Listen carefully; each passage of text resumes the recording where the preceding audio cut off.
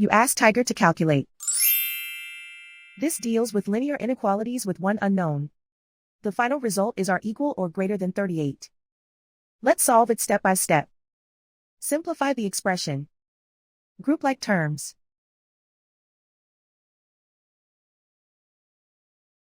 Simplify the arithmetic.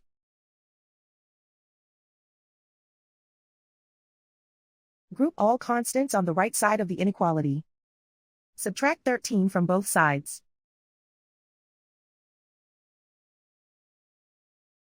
Simplify the arithmetic.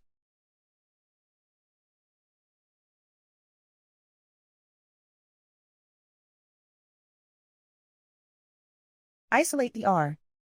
Divide both sides by 3.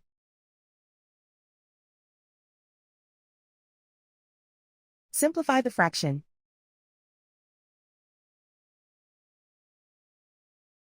Find the greatest common factor of the numerator and denominator.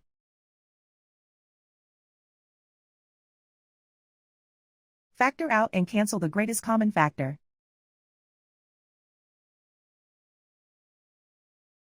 Plot the solution on a coordinate grid. And so the final result is r equal or greater than 38.